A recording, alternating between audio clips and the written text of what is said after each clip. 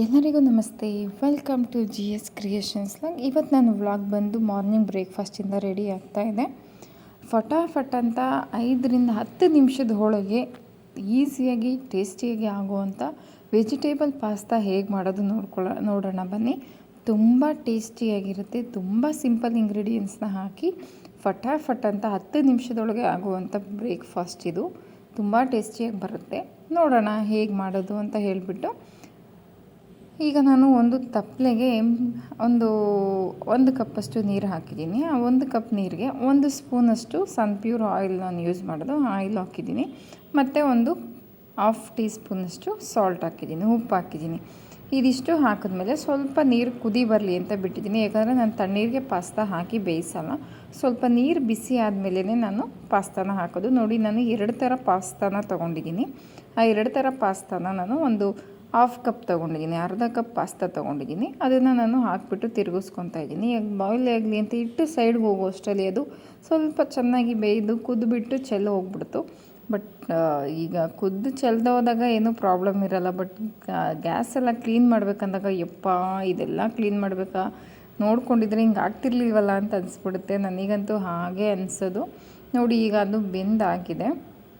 ಅದು ಬೆಂದಿದೆಯಾ ಇಲ್ವಾ ಅಂತ ಚೆಕ್ ಮಾಡಲಿಕ್ಕೆ ನಾನು ಒಂದು 2-3 ಪೀಸಷ್ಟು ನಾನು ಸೌಟಲ್ಲಿ ತೊಗೊಂಡು ಅದನ್ನು ಚಾಕಲ್ಲಿ ಹಿಂಗೆ ಕಟ್ ಮಾಡಿ ನೋಡ್ತೀನಿ. ಹಿಂಗೆ ಕಟ್ ಮಾಡಿ ನೋಡಿದಾಗ ಅದು ಬೆಂದಿರುತ್ತೆ. ಬೆಂದಾದಮೇಲೆ ನಾನು ಅದನ್ನು ಡೈರೆಕ್ಟ್ ಒಂದು ಕಾಳು ಬಸಿಯುವಂಥ ಪಾತ್ರೆಗೆ ಹಾಕ್ಕೊಂಡು ತಣ್ಣೀರು ಹಾಕ್ಕೊಳ್ತಾ ಇದ್ದೀನಿ. ತಣ್ಣೀರು ಹಾಕಿದ್ರೆ ಅದು ಬಿಡಿ ಬಿಡಿಯಾಗೇ ಇರುತ್ತೆ, ಅಂಟು ಥರ ಆಗಲ್ಲ ಅಂತ ಹೇಳಿಬಿಟ್ಟು ನಾನು ಹಂಗೆ ಮಾಡ್ಕೊತೀನಿ. ಮತ್ತು ಒಂದು ಬಾಣಲಿಗೆ ಸ್ವಲ್ಪ ಸನ್ಪ್ಯೂರ್ ಆಯಿಲ್ನ ಆ್ಯಡ್ ಮಾಡ್ಕೊತಾ ಇದ್ದೀನಿ. ಸ್ವಲ್ಪ ಅಷ್ಟೇ, ನಾನು ಜಾಸ್ತಿ ಹಾಕ್ತಿಲ್ಲ. ಸ್ವಲ್ಪ ಸನ್ಪ್ಯೂರ್ ಆಯಿಲ್ನ ಆ್ಯಡ್ ಮಾಡಿಕೊಂಡು ಸ್ವಲ್ಪ ಎಣ್ಣೆ ಕಾಯಲಿ. ಎಣ್ಣೆ ಕಾದ ಮೇಲೆ ನಾನು ಡೈರೆಕ್ಟು ಎಣ್ಣೆ ಕಾದ ನಂತರ ಜೀರಿಗೆನ ಹಾಕ್ಕೊತೀನಿ. ಸಾಸಿವೆ ಯೂಸ್ ಮಾಡಲ್ಲ ನಾನು, ಜೀರಿಗೆನೇ ಹಾಕ್ಕೊತೀನಿ. ಈಗ ನೋಡಿ, ಎಣ್ಣೆ ಕಾದಿದೆ. ಎಣ್ಣೆ ನೋಡಿ, ಕರೆಂಟ್ ಕೂಡ ಹೊರಟೋಗ್ಬಿಡ್ತು. ಈ ಎಣ್ಣೆ ಕಾದಿದೆ. ಎಣ್ಣೆ ಕಾದಿರೋದಕ್ಕೆ ನಾನು ಜೀರಿಗೆ ಹಾಕ್ಕೊತಾ ಇದ್ದೀನಿ. ಜೀರಿಗೆ ಒಂದು ಸ್ವಲ್ಪ ಚಿಟಪಟ ಅನ್ನೋ ತನಕ ವೆಯ್ಟ್ ಮಾಡೋಣ. ಅದು ಚಿಟಪಟ ಅಂತ ಇದ್ದಂಗೆ ನಾವು ನೆಕ್ಸ್ಟು ನಾನು ತೊಗೊಂಡಿರೋವಂಥ ತರಕಾರಿಗಳು ಬೀನ್ಸು, ಕ್ಯಾರೆಟು, ಟೊಮೆಟೊ, ಹಸಿಮೆಣ್ಸಿನ್ಕಾಯಿ, ಕ್ಯಾಪ್ಸಿಕಮ್ಮು, ಈರುಳ್ಳಿ, ಕರಿಬೇವು ಇಷ್ಟನ್ನು ತೊಗೊಂಡಿದ್ದೀನಿ. ಈಗ ನಾನು ಜೀರಿಗೆ ಹಾಕಿ ಆದಮೇಲೆ ಹಸಿಮೆಣ್ಸಿನ್ಕಾಯಿನ ಹಾಕಿ ಫ್ರೈ ಮಾಡ್ಕೊತೀನಿ. ಅದ್ರ ಜೊತೆಗೆ ಕರ್ಬೇವಿನ ಸೊಪ್ಪು ಕೂಡ ನಾನು ಹಾಕ್ಕೊತಿದ್ದೀನಿ. ಕರ್ಬೇವು ಹಾಕಿ ನೋಡಿ ಚಿಟಪಟ ಅಂತ ಅಂದಮೇಲೆ ಕ್ಯಾಪ್ಸಿಕಮ್ನ ಹಾಕಿ ಫ್ರೈ ಮಾಡ್ಕೊಳ್ಳಿ. ಕ್ಯಾಪ್ಸಿಕಮ್ ಒಂದು 5 ಸೆಕೆಂಡ್ ಫ್ರೈ ಮಾಡಿದ್ರೆ ಅದು ಸ್ವಲ್ಪ ಸಾಫ್ಟ್ ಆಗುತ್ತೆ. ಅದು ಸಾಫ್ಟ್ ಆದ ನಂತರ ನಾನು ಸಣ್ಣಗೆ ಹೆಚ್ಕೊಂಡಿರೋಂಥ ಈರುಳ್ಳಿನ ಹಾಕ್ತಾಯಿದ್ದೀನಿ. ನಾವೇನು ಮಾಡ್ತಿದ್ದೀವಿ, ಪಾಸ್ತಾ ವೆಜಿಟೇಬಲ್ ಅಂತ, ಇದಕ್ಕೆ ನಾವು ತರಕಾರಿಗಳನ್ನ ಸಣ್ಣಗೆ ಹೆಚ್ಕೊಂಡ್ರೆ ಟೇಸ್ಟ್ ಚೆನ್ನಾಗಿ ಬರುತ್ತೆ. ಮತ್ತು ಅದಕ್ಕೆ ಹೊಂದ್ಕೊಳ್ಳುತ್ತೆ ಕೂಡ ಪಾಸ್ತಾಗೆ.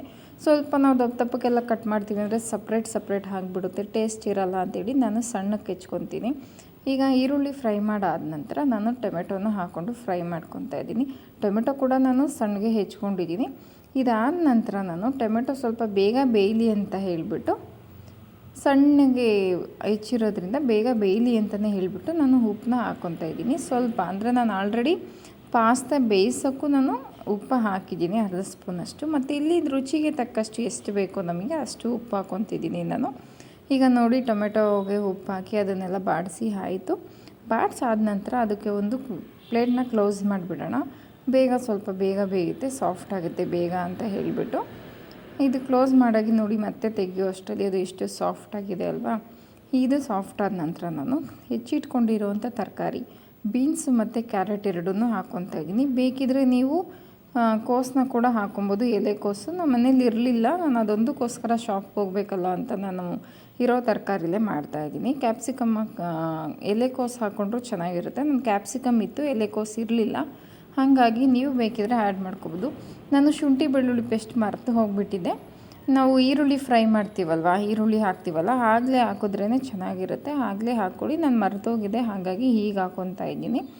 ಈಗ ನಾವು ಇದೆಲ್ಲ ಫ್ರೈ ಮಾಡಿ ಆದಮೇಲೆ ಒಂದು ಸ್ವಲ್ಪ ತರಕಾರಿಗೆಲ್ಲ ಉಪ್ಪು ಹಿಡೀಲಿ ಅಂತ ಹೇಳಿಬಿಟ್ಟು ಸ್ವಲ್ಪ ಹೊತ್ತು ಬೇಯಲಿಕ್ಕೆ ಬಿಡ್ತೀನಿ. ಪ್ರತಿಯೊಂದು ಕೂಡ ಟೇಸ್ಟು ಹೊಂದ್ಕೊಳ್ಳುತ್ತೆ. ಮತ್ತು ಸ್ವಲ್ಪ ಬಾಯ್ಲ್ ಆಗಲಿ ಅಂತೇಳ್ಬಿಟ್ಟು ಹಾಗೆ ಬಿಟ್ಟಿದ್ದೀನಿ. ಇದು ಬಿಟ್ಟಾದಮೇಲೆ ಒಂದು 1/4 ಟೀ ಸ್ಪೂನಷ್ಟು ಅಚ್ಕಾರದ ಪುಡಿ, ಯಾಕಂದರೆ ನಾನು ಆಲ್ರೆಡಿ ಹಸಿಮೆಣ್ಸಿನ್ಕಾಯಿ ಹಾಕಿದ್ದೀನಿ. ಮತ್ತು ಅಚ್ಕಾರದ ಪುಡಿ ಜಾಸ್ತಿ ಹಾಕಿದ್ರೆ ಖಾರ ಜಾಸ್ತಿ ಆಗಿಬಿಡುತ್ತೆ ಅಂತೇಳಿ 1/4 ಟೀ ಸ್ಪೂನಷ್ಟು ಅಚ್ಕಾರದ ಪುಡಿ, ಒಂದು ಹಾಫ್ ಟೀ ಸ್ಪೂನಷ್ಟು ಗರಂ ಮಸಾಲ. ಇದಿಷ್ಟೇ ನಾನು ಹಾಕ್ತಿರೋದು ಮಸಾಲೆ ಪದಾರ್ಥ ಅಂತ. ನಾನು ಸ್ಪೂನಲ್ಲಿ ಹಾಗೆ ಮಸಾಲೆ ಇತ್ತಲ್ಲ ಅಂತೇಳಿ ಅದರಲ್ಲೇ ಬಾಡಿಸ್ಕೊತಾ ಇದ್ದೀನಿ. ಇದು ಸ್ವಲ್ಪ ಬಾಡಿಸ್ಕೊಂಡಾದ ನಂತರ ಮತ್ತೆ ನಾನು ಒಂದು ಪ್ಲೇಟ್ನ ಕ್ಲೋಸ್ ಮಾಡ್ತೀನಿ. ಸ್ವಲ್ಪ ಮಸಾಲೆ ಎಲ್ಲ ಬೇಯಲಿ, ಅದರಲ್ಲಿರೋವಂಥ ಮಸಾಲೆ ವಾಸನೆ ಏನಿರುತ್ತೆ ಫ್ಲೇವರು, ಆ ಫ್ಲೇವರೆಲ್ಲ ಹೋಗಲಿ ಅಂತೇಳಿ ಪ್ಲೇಟ್ನ ಕ್ಲೋಸ್ ಮಾಡ್ತಾಯಿದ್ದೀನಿ. ಅದು ಸ್ವಲ್ಪ ಬೆಂದ ಮೇಲೆ ನೋಡಿ ಹಿಂಗೆ ಆಯಿಲೆಲ್ಲ ಬಿಟ್ಕೊಳ್ಳುತ್ತೆ, ಮಸಾಲೆ ಸ್ಮೆಲ್ ಕಂಪ್ಲೀಟಾಗಿ ಹೋಗಿರುತ್ತೆ. ಸ್ವಲ್ಪ ತರಕಾರಿಗಳು ಕೂಡ ಟೇಸ್ಟ್ ಆಗಿರುತ್ತೆ ಮತ್ತು ಬಾಯ್ಲ್ ಕೂಡ ಆಗಿರುತ್ತೆ. ಉಪ್ಪು ಖಾರ ಎಲ್ಲ ಚೆನ್ನಾಗಿ ಹಿಡ್ದಿರುತ್ತೆ.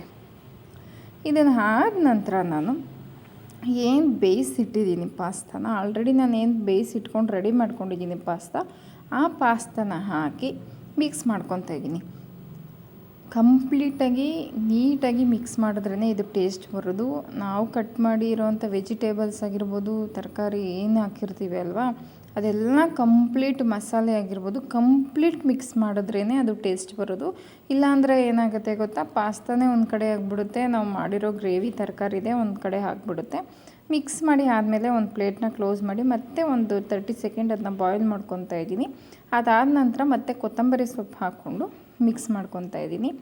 ಇಷ್ಟೇ ಈಸಿಯಾಗಿ ಸಿಂಪಲ್ಲಾಗಿ ಅತಿ ಬೇಗವಾಗಿ ಫಟಾಫಟ್ ಅಂತ ಆಗುವಂಥ ಪಾಸ್ತಾ, ವೆಜಿಟೇಬಲ್ ಪಾಸ್ತಾ ಟ್ರೈ ಮಾಡಿ. ಯಾರೆಲ್ಲ ನನ್ನ ಚಾನಲ್ನ ನೋಡ್ತಾ ಇದ್ದೀರಾ ದಯವಿಟ್ಟು ಸಬ್ಸ್ಕ್ರೈಬ್ ಮಾಡ್ಕೊಳ್ಳಿ. ವಿಡಿಯೋ ನೋಡಲಿಕ್ಕೂ ಮುಂಚೆ ನನ್ನ ಚಾನಲ್ನ ಸಬ್ಸ್ಕ್ರೈಬ್ ಮಾಡ್ಕೊಂಡು ನೋಡಿ ಅಂತ ಹೇಳ್ತೀನಿ.